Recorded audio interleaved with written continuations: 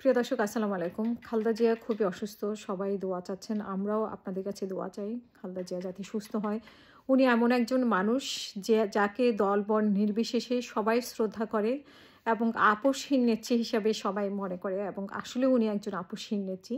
যার কোনো অভিযোগ নেই কোনো দলের প্রতি। শেখ হাসিনা অনেকবার উনাকে অনেক আজে-বাজে কথা বলেছেন। উনি কিন্তু কোনোদিন কোনো আজে-বাজে কথা বলেননি। তো সেই হিসেবে সব দল মতের কাছেই উনি ঊর্ধ্বে এবং সবাই ওনাকে শ্রদ্ধা করেন, সবাই ওনার জন্য দোয়া করছেন। আর এই নেত্রীকে কিভাবে আমরা দেখেছি যে কিভাবে জেল জুলুমের শিকার হতে হয়েছে খুবই কোনো বিনা কারণেই ধরতে গেলে। তো সেইটা আমরা দেখেছি। তো সেই জায়গা থেকে ওনার প্রতি হয়তো আরও অনেক শ্রদ্ধা সবার এবং অনেকেই শেখ হাসিনার সাথে তুলনা করেন ওনাকে। সেই জায়গা থেকেও উনি অনেক সম্মান পাওয়ার যোগ্য। শেখ খালেদা জিয়া লন্ডনে চিকিৎসা করেছেন ৫ই আগস্টের পরে দেশে ফেরত গিয়েছেন এবং এখন আবার অসুস্থ অবস্থা।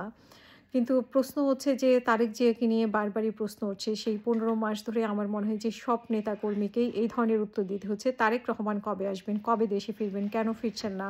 এইসব প্রশ্ন মানে সবসময় নেতাকর্মীদেরকে দিতে হচ্ছে। বিশেষ করে যারা উচ্চ পর্যায়ের নেতা আছেন তারা বলছেন যে যেই মাসটা সামনে থাকে সেই মাসের কথা বলে। সেপ্টেম্বরে আসলে বলে অক্টোবরে আসবে, অক্টোবরে আসলে বলে যে নভেম্বরে আসবে, এখন নভেম্বরে এসেছে এখন বলে যে ডিসেম্বরে আসবে।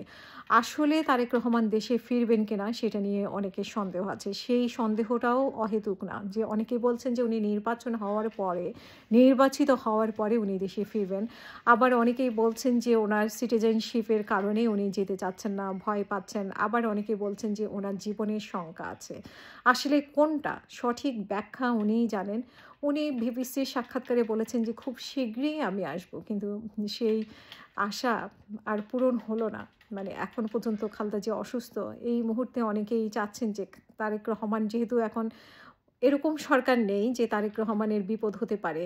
তো এরকম সময়েও সবাই চাচ্ছেন যে খালেদা জিয়ার পাশে তারেক রহমান থাকুক। আর এই যে নির্বাচন সামনে রেখে তারেক রহমানকে সবাই আশা করে। বিশেষ করে একটি দল শক্তি পায় যখন নেতা সামনে থাকে। যতই অনলাইনে সারাক্ষণে উনি হয়তো নেতাকর্মীদের সাথে যোগাযোগ রাখেন, অনেকের সাথে যোগাযোগ রাখেন। যেমন আম শহীদ পরিবার যখন আমার সাথে যুক্ত হয়েছে তারা সবাই বলেছেন যে তাদের সাথে তারেক রহমানের যোগাযোগ আছে। তারেক রহমান খোঁজখবর নেন, সাহায্য করেন।